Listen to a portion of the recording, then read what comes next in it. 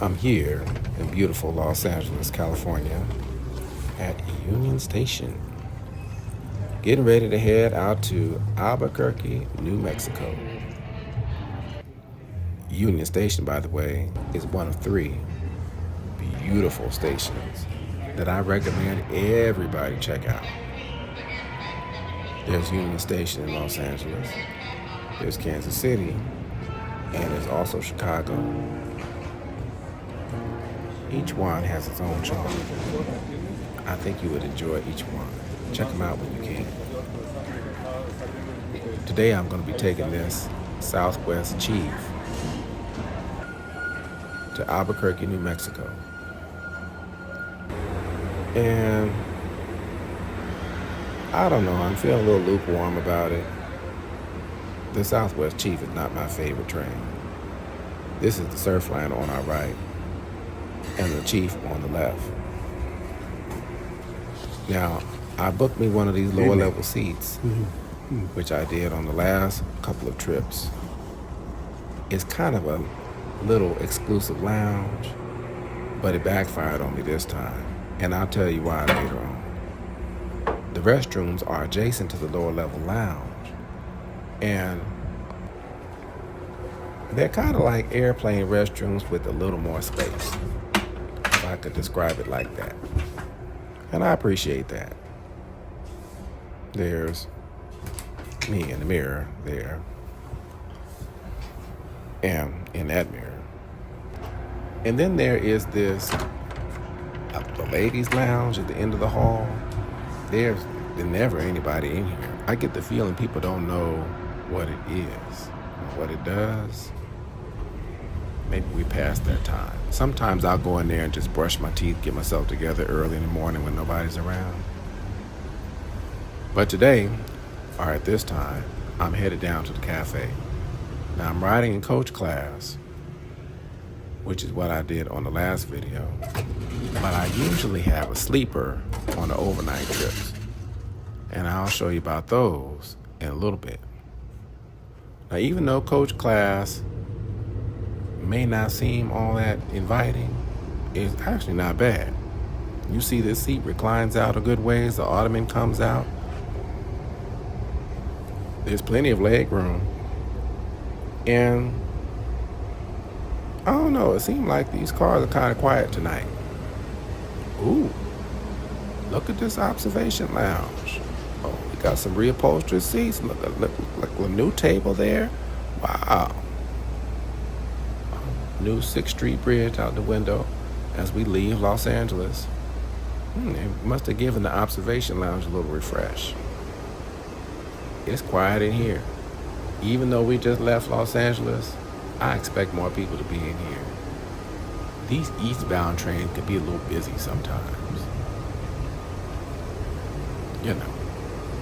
Now down there is the dining car, and we'll talk about it later.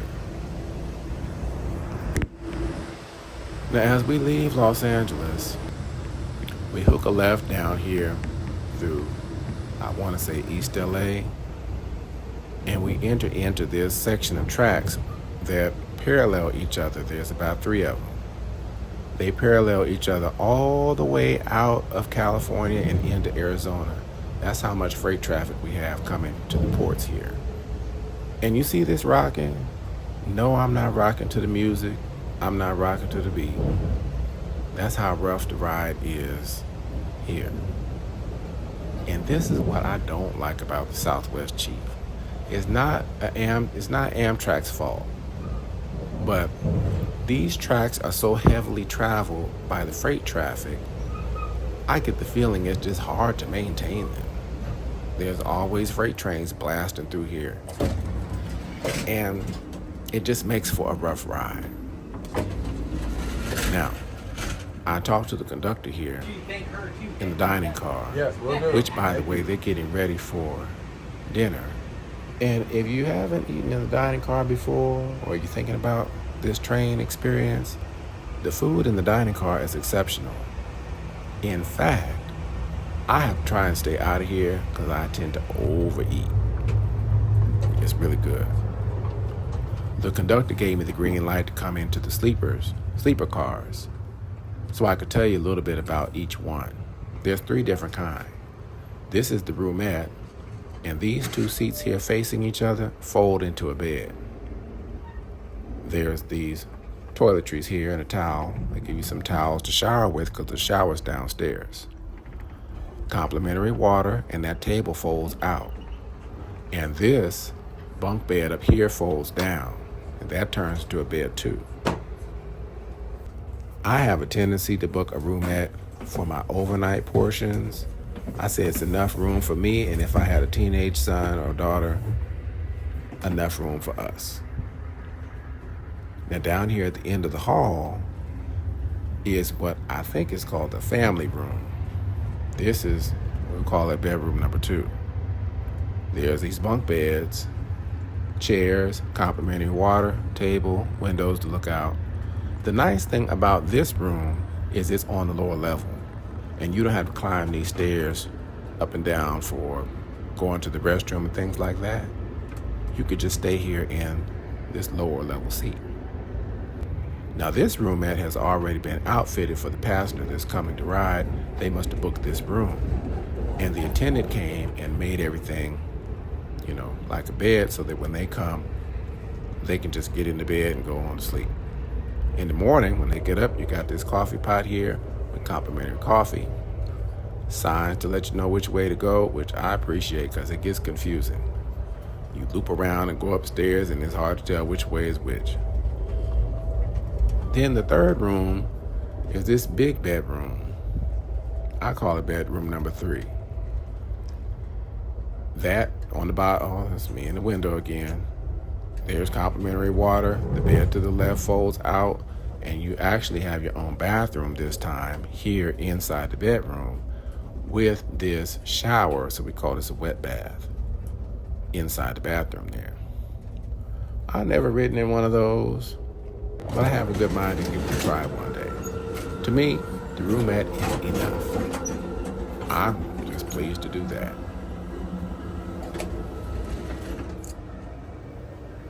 Now, the dining car kind of divides up the train, and it's kind of like a restaurant, if you will. That's where you go to have your full meals. But downstairs from the observation lounge is a cafe car.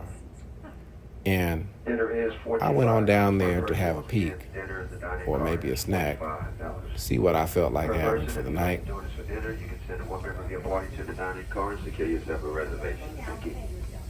The cafe car has a lot of different things.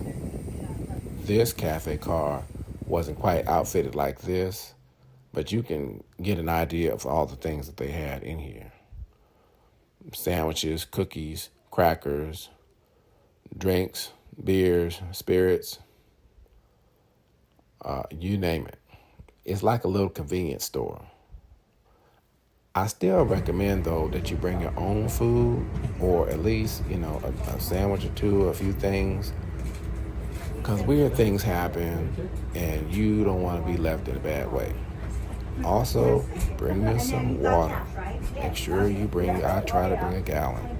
Bring you some water on the train. That way you don't have to keep going and buying the water from there, etc.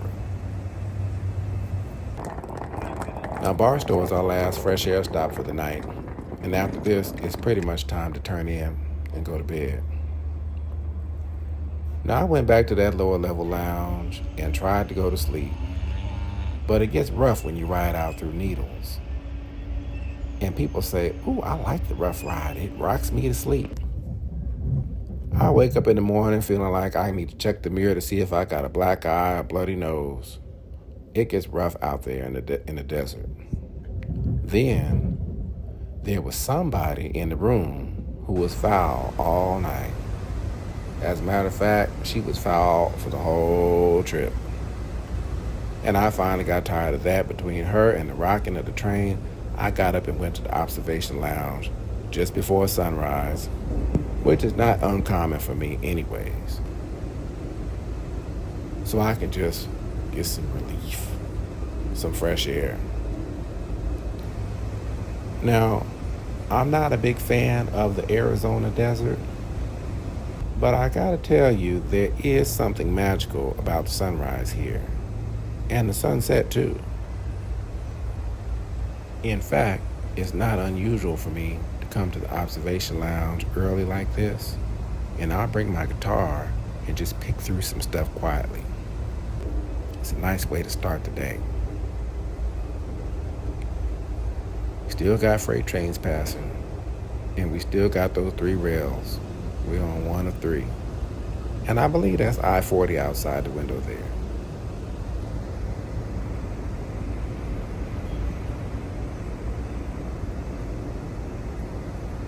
Now, once the cafe attendant comes, I'm gonna go downstairs and fix me something to eat and enjoy the rest of this ride through the desert. Wherever these travels take me, I always look out the window and say, could I live here? The desert has a charm to it, but I don't know. I don't know if I would want to live this far out. We're probably in between Williams, maybe, and Needles. This is that breakfast sandwich I obliterated. And this muffin, 500 calorie muffin. Yeah, I tore through that too, with my blanket still on. It was good. Now, as we ride through the rest of this desert, we still rocking and jamming and shaking. And I know that if we didn't rock this far, whatever track we're on, we gonna rock. All the way through New Mexico and all the way up through Colorado. That's just the way it's gonna be.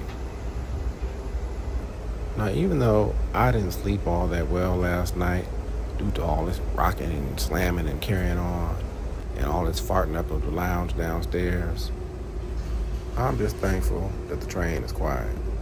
Like I said, it get a little busy on here. Just think about it. We left Los Angeles, California on this low-cost traveler. Coach cars are usually very affordable, right? And we're gonna go from Los Angeles to Albuquerque, which is wild and crazy going through change. I've been on this train when people get on here and the coach cars are full. People are curling hair, got flat irons out, smoking up the car with hair smell, and boombox playing, loud talking and joking and carrying on. And they all got off in Albuquerque. And the ones that stayed on rode on to Chicago. And sometimes they have pistols sitting in their lap. They'll get a little sketchy on here sometimes. Some of that I could do without. Even though I'm LA all day, I'm from Los Angeles, a lot of times I want to get on this train and just rest. Could you live in a place like this? Or do you live in a place like this? I saw some small houses along the way. And if you do, what line of work are you in? I'm curious to know. Let me know in the comments. Now, we made it to Albuquerque. I think it may have taken us about 17 hours to get here. And if you're continuing on, this is probably about an hour-long layover, which is good because it's enough time for you to get out the train, stretch your legs, and maybe go down to the market and get you a little something. And I've got to get over here and pick up this truck. I'm hoping it's ready to go. Please hit that like and subscribe for me, and I'll see y'all on the next video.